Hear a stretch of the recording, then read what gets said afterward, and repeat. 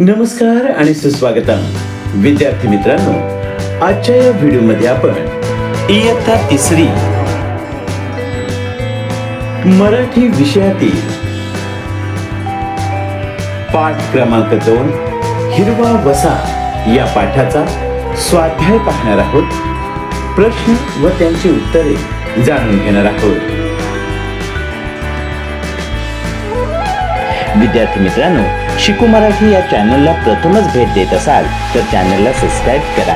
शिकू मराठी चॅनलचे असेच नवनवीन शैक्षणिक व्हिडिओ आपल्यापर्यंत सर्वात आधी पोहोचण्यासाठी नोटिफिकेशन बेल ऑल वर क्लिक करा. व्हिडिओ आवडला तर लाईक शेअर नक्की करा. तर पाहूया इयत्ता दुसरी मराठी विषयातील पाठ क्रमांक 2 हिरवा वसा या पाठाचा स्वाध्याय.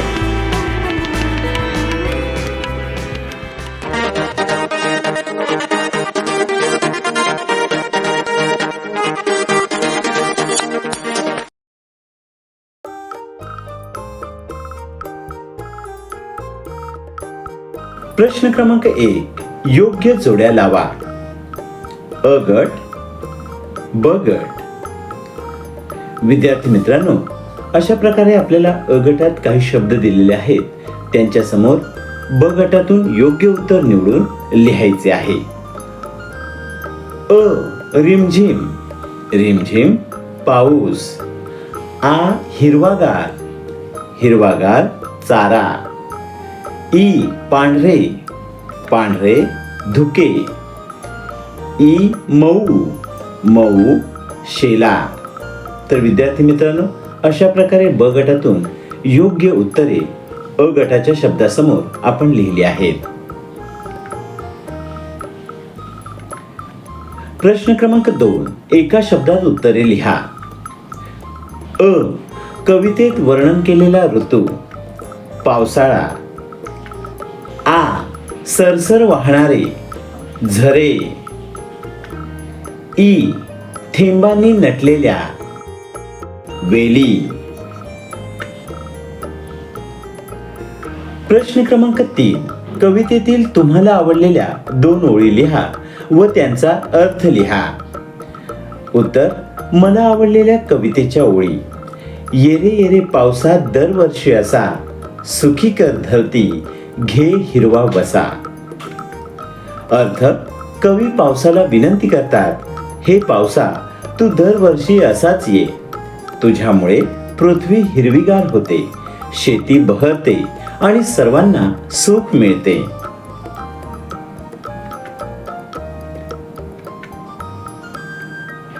प्रश्न क्रमांक 4, विचार करा व लिहा.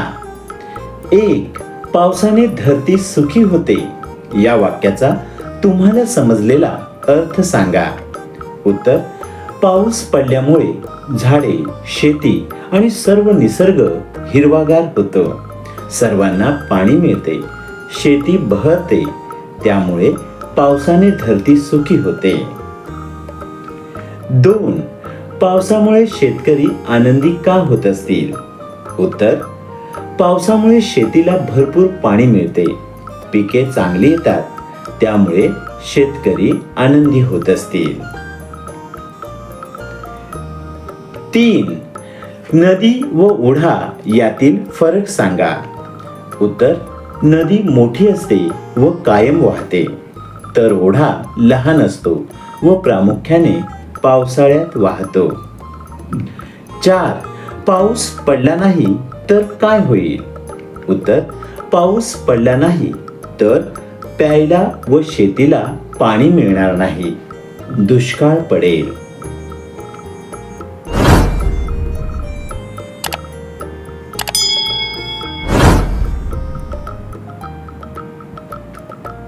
प्रश्न क्रमांक 5, खालील प्रश्नांची उत्तरे लिहा.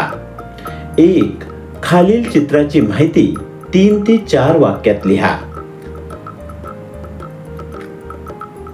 उत्तर: हे एका शेतकऱ्याचे चित्र आहे. शेतकरी पावसात भाताची रोपे लावत आहे. मुसळधार पावसामुळे शेतात पाणी साचले आहे. शेतकऱ्याच्या डोक्यावर इरले आहे.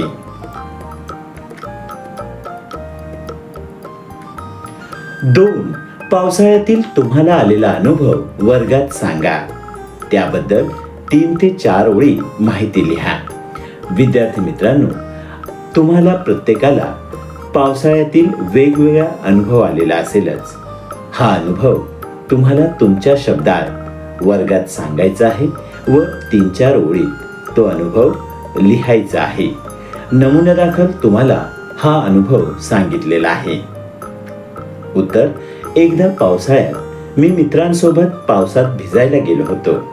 थंडगार वाऱ्यामुळे व रिमझिम पावसामुळे खूप आनंद वाटला, पण थोड्याच वेळात गारठून गेलो. हात पाय व ओठ थरथरायला लागले. त्यामुळे लगेच घरी परतावे लागले.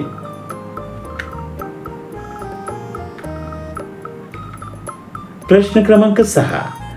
खालील शब्दात लपलेले शब्द शोधा. 1. पाऊस पाणी. या शब्दात लपलेले शब्द: पाऊस, पाणी, ऊस, पास. 2. रंगपंचमी.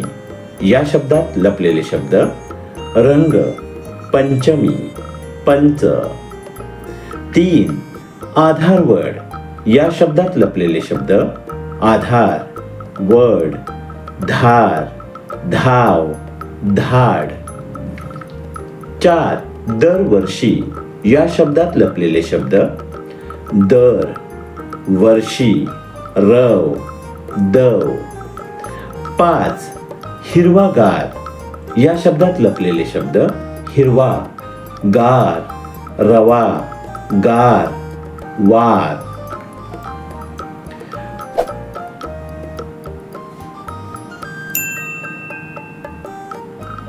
प्रश्न क्रमांक 7. समान अर्थाचे शब्द लिहा. 1. झाड. झाड या शब्दाचे समान अर्थाचे शब्द आहेत: वृक्ष, तरु. 2. फूल, पुष्प, सुमन. 3. पाणी, जल, जीवन. 4. रस्ता, मार्ग, सडक. 5. रान, वन, जंगल. 6. डोंगर, गिरी, पर्वत. 7. पाऊस, वर्षा, पर्जन्य. 8. अंग, शरीर, देह. 9. वेल, समानार्थी शब्द आहे: लता. 10. नदी, सरिता. 11. वर्ष, साल, सन. 12.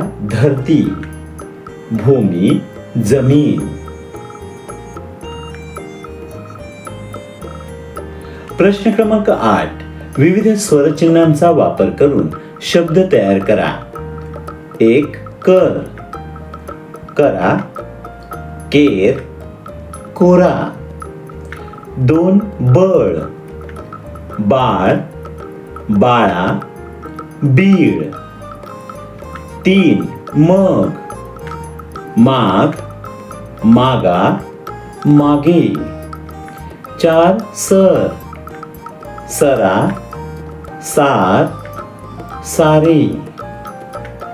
5. नळ, नाळ, नळी, निळा.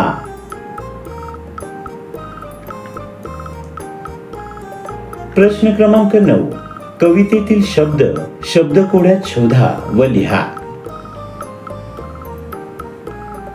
या शब्दकोड्यात कवितेत आलेले शब्द आपल्याला शोधायचे आहेत आणि बाजूला लिहायचे आहेत. पहिला शब्द आहे रिमझिम.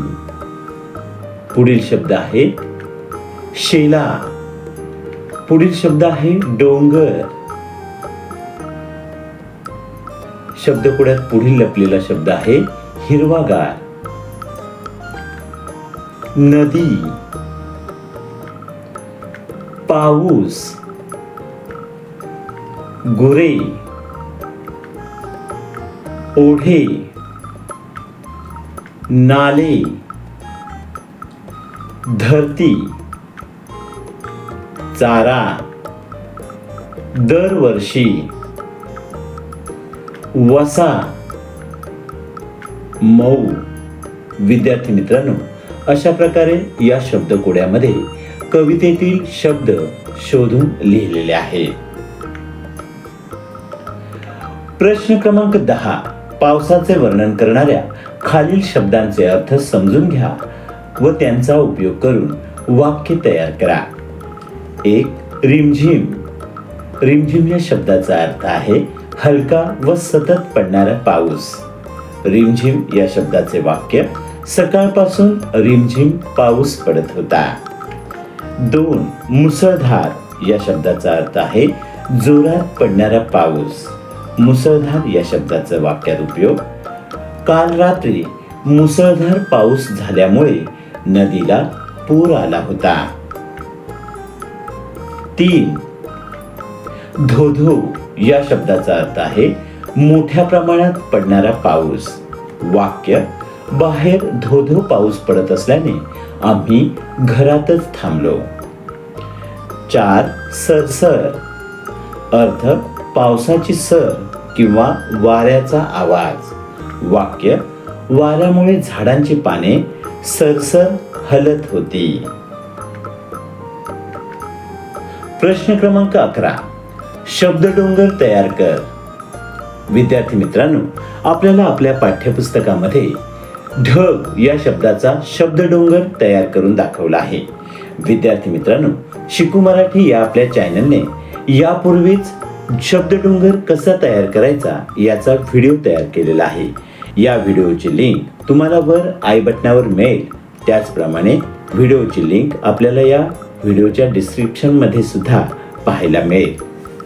शब्दडोंगर कसा तयार करायचा त्याचा व्हिडिओ नक्की पहा. ढग या शब्दाचा शब्दडोंगर पहा. हा ढग, हा काळा ढग, हा काळा ढग आहे, हा काळा गडद ढग आहे. विद्यार्थी मित्रांनो, ढग या शब्दाचा शब्दडोंगर डोंगराप्रमाणे पायथ्याकडे वाक्य मोठे मोठे होत गेले पाहिजे. ढग या शब्दडोंगराप्रमाणेच आपल्याला वारा या शब्दापासून शब्दडोंगर तयार करायचा आहे. वारा, वारा वाहतो, थंड वारा वाहतो. सकाळी थंड वारा वाहतो. सकाळी थंडगार मंद वारा वाहतो. सकाळी थंडगार मंद आल्हाददायक वारा वाहतो.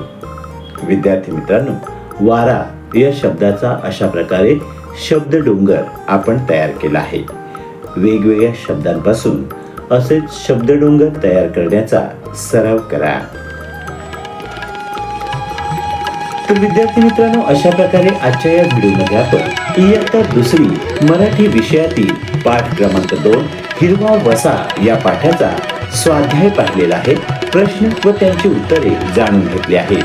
विद्यार्थी मित्रांनो, शिकू मराठी या आपल्या चॅनलचा हिरवा वसा या पाठाच्या स्वाध्यायाचा व्हिडिओ जर तुम्हाला आवडला असेल तर व्हिडिओला लाईक शेअर नक्की करा. शिकू मराठी या चॅनलला प्रथमच भेट देत असाल चॅनलला सबस्क्राईब करा. शिकू मराठी चॅनलचे असेच नवनवीन व्हिडिओ तुमच्यापर्यंत सर्वात आधी पोहोचण्यासाठी नोटिफिकेशन बेल ऑल वर क्लिक करा. विद्यार्थी मित्रांनो, हा व्हिडिओ पूर्ण पाहिलात त्याबद्दल धन्यवाद.